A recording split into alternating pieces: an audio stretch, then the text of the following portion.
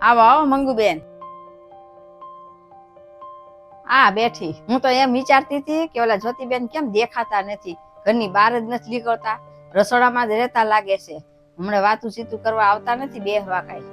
આ જો ને ઘરમાં બેઠા બેઠા કાંઈક ઝીણું મોટું કામ કરીએ અને ક્યાંક બહાર જવાનું હોય તો બહાર જઈ આવીએ અને બીજું ઘરમાં કરીએ કામ. એટલે હું કાંઈ બહુ બહાર નીકળતી નથી.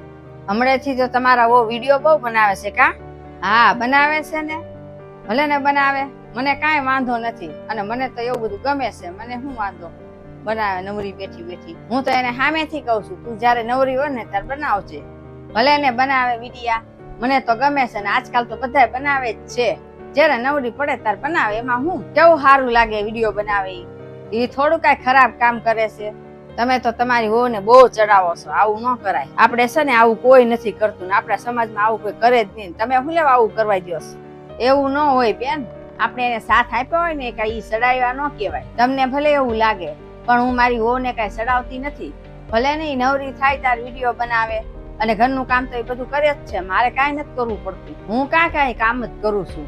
હું તો નવરી બેઠી હોય તો લસણ ફોલી દઉં, કાંઈક ઝીણું મોટું મને સીંધે તો કરી દઉં, નકર બેઠી દઉં. બાકી ઘરનું કામ તો એ બધું કરી જ નાખે છે. ભલે ની નવરી પડે તારે એને જે કરવું હોય કરે, વિડીયો ઉતારે કે જે કાંઈ કરે, મને શું વાંધો કાંઈ. અને હું શું લેવા ના પાડું, એને જે કરવું એ કરે. તમે છે ને હાવ ખોટું કરો છો. તમારી વહુ વિડીયો બનાવે એ કે સારું કહેવાય? આવું ન કરાય. તમારી વહુનું કેટલું ખરાબ લાગે સમાજમાં. હું તો છે ને મારી વહુને કાંઈ આવું આડું કામ જ ન કરવા દઉં.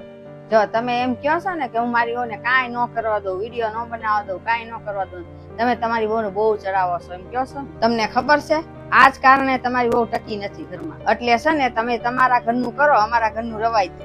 એવું ન હોય. સાચું કહું ને તો મને તો આવું કાંઈ ન ગમે. હું તો મારી વહુને આવું કરવા જ ન દઉં. ઘરમાં જે બીજું કાંઈ કરવું હોય ને એ કરવા દઉં, પણ મને આવું તો મને જરાય ગમે જ નહીં. હું કાંઈ એવી નથી બધાની હાહુની જેવી કે મને બધા સડાવે હું સડી જાઉં અને હું મારી વહુ હારે બાંધું ઝઘડો કરું તો તમને બધાને મજા આવે ને. આપણા સમાજને છે ને આ જ વાંધો છે.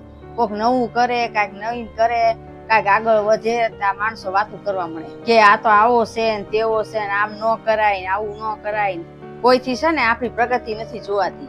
હું તો તમારા હારા હાટું કહું છું, પણ તમને ન ગમે તો કાંઈ વાંધો નહીં, ભલે ને બનાવતી વિડીયો, હું તો જાઉં છું. કાંઈ વાંધો નહીં, પછી તમે આવજો આરામથી.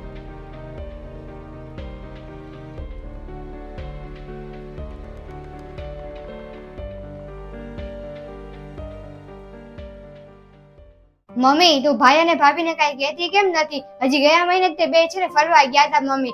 પાછાના ઓફિસે છે ને ટ્રીપ ઉપર જવાનો છું છે તો ભાભી જાય છે એની સાથે. તને ખોટું નથી લાગતું? મને હું લેવા ખોટું લાગે? મને મારી ઉપર જ પસ્તાવો થાય છે. પછતાવો? કેવો પછતાવો? જવાનીમાં મને એમ થયું હું પેલા ભણી લઉં પછી હું ફરવા જાઉં. પછી હું થયું, પછી મારા લગ્ન થઈ ગયા.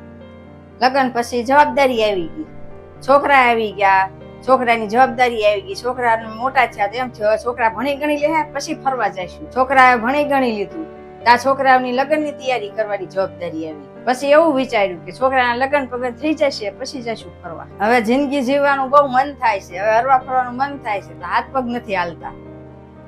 એટલે હું કઉ છું કે જુવાનીમાં છે ને માણસોને શોખ પૂરા કરી લેવા જોઈએ. જ્યાં જવું ત્યાં જઈ લેવાનું, ખાવું પીવું એ ખાઈ લેવાનું, જે લેવું એ લઈ લેવાનું, જે ખાવું એ ખાઈ લેવાનું, બધા શોખ પૂરા કરી લેવાનું. કોને ખબર ગટપણ આવ્યા પહેલા આપણે વીઆઈ જાવી, કાંઈ નક્કી ન કહેવાય. શરીરનો કાંઈ ભરોસો નથી. હા મમ્મી વાત તો તારી સાચી છે.